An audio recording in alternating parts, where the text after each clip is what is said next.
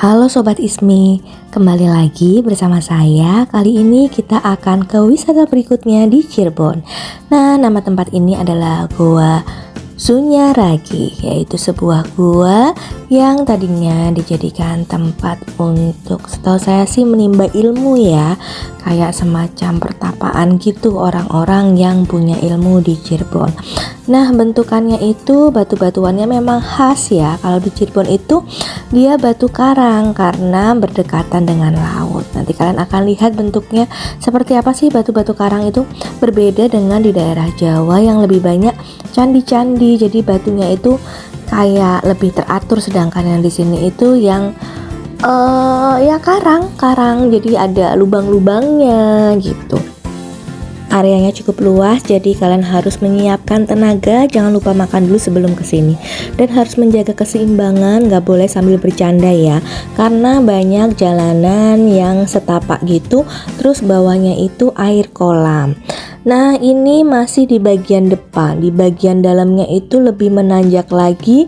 Dan nanti kayak ada semacam lubang-lubang ya untuk orang-orang bisa duduk sambil bersila di sana. Makanya saya bilang ini seperti tempat pertapaan. Nah, kalau dilihat ada relief juga, tapi saya kurang tahu reliefnya itu artinya apa. Nah, ini kita masih jalan, cukup besar juga ya guanya. Saya kira itu tadinya gua yang kayak gua di alam gitu loh. Jadi masuk-masuk terus makin gelap. Ternyata ini enggak gelap, jadi masih terang.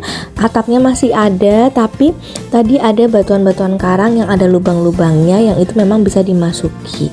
Nah, ini seperti ini ya batuan karangnya nih. Anak saya sampai di atas, tinggi sekali, dan penampakannya itu unik ya menurut saya. Nanti ada satu batu yang dia itu berbentuk, jadi ada bentuknya seperti gajah. Saya juga heran, jadi ini artinya kan mereka menumpuk-numpuk batunya itu ada seninya ya, nggak asal tumpuk seperti itu. Nah, ini kan lumayan nih, jalannya mulai sempit, terjal, naik turun, ada beberapa tangga-tangga juga. Jadi nggak perlu khawatir ya, karena jalan setapaknya itu bisa dilewatin oleh kita sebagai manusia. Oke, saya mau koreksi ya. Jadi Goa Sunyaragi itu dari kata sunyi dan raga, artinya sepi dan raga gitu ya. Jadi tempat ini tuh bukan untuk bertapa, tapi untuk meditasi justru ya, bagi para sultan dan keluarganya. Ketika mereka ingin beristirahat, ingin mengheningkan cipta, mereka kesini karena memang tempatnya jauh dari keramaian gitu. Nah, ini kan, wah, ini lebih ini lagi ya, ada jalan-jalan setapaknya, ada airnya, kolam gitu ya. Terus ada beberapa tanaman kaktus gitu di sini yang berhasil tumbuh subur. Nah, di tengah itu saya kurang tahu apakah makam atau seperti apa. Nah, ini jalannya kami cukup jauh juga. Karena sangat luas tadi ya sudah saya sampaikan. Nah, ini dia yang tadi saya bilang sampai tinggi sekali. Nah, ini areanya bisa dilihat seluas apa sih. Saya ini dari agak atas. Untuk tiketnya sendiri berapa saya agak lupa, kalau enggak di 15.000 apa 10.000 gitu per orang.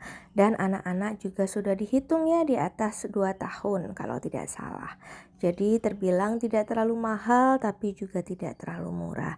Nah, kalian bisa berfoto atau memanggil guide ya, supaya bisa dijelaskan sejarah dari tempat ini. Nah, selamat datang. Kalau ke Cirebon jangan lupa untuk mengunjungi Goa Sunyaragi.